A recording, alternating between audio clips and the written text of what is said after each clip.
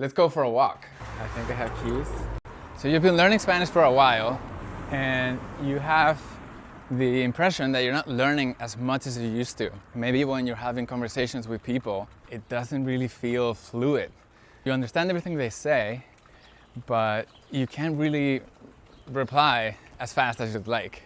So the exercise that I want to tell you about involves 100% deliberate practice. It's a lot of fun. I love this exercise.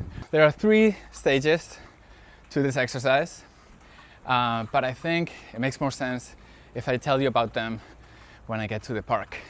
Okay, I'm in the park. So, beautiful day. I'm gonna tell you about my favorite exercise. This exercise has 3 parts.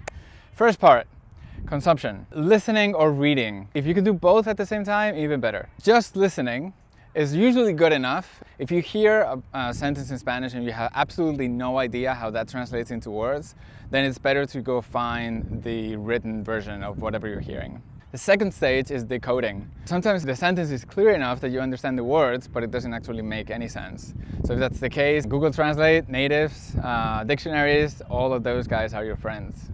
Part 3, production. So the reason why you're not as fluid as you'd like is that either you're producing way less than what you're consuming, or the only things you're producing are things that you're already super familiar with.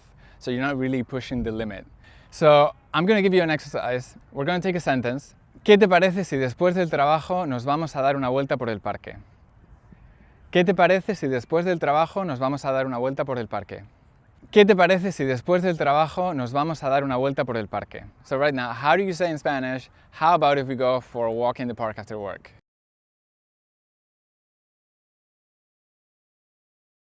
The key is repeating it from memory. ¿Qué te parece si después del trabajo nos vamos a dar una vuelta por el parque?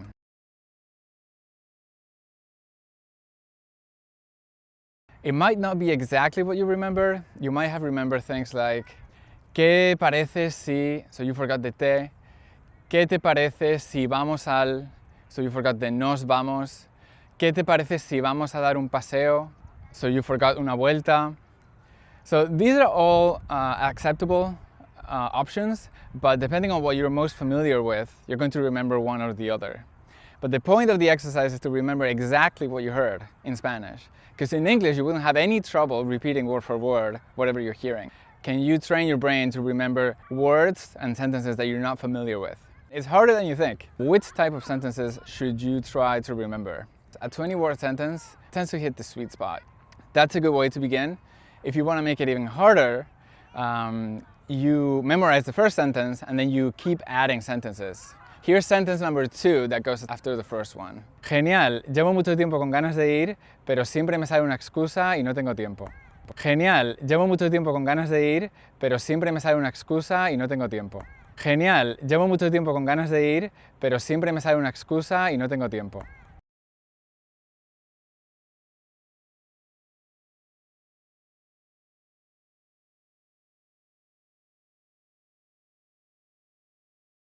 ¿Qué te parece si después del trabajo nos vamos a dar una vuelta por el parque? Genial, llevo mucho tiempo con ganas de ir, pero siempre me sale una excusa y no tengo tiempo.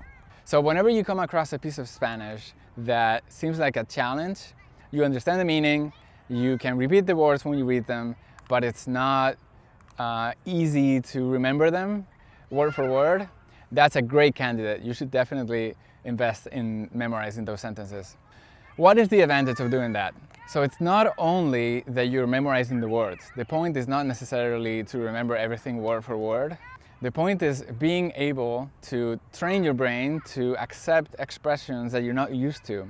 So if you feel like your study sessions have not been that productive lately, I really encourage you to give this a try. It's a phenomenal exercise. It makes a huge difference. And one of the big advantages of doing it is that once you internalize a sentence and you're able to remember it 2 minutes, 5 minutes, 10 minutes later, the next day, if you can remember a sentence the next day, word for word, you will never forget it.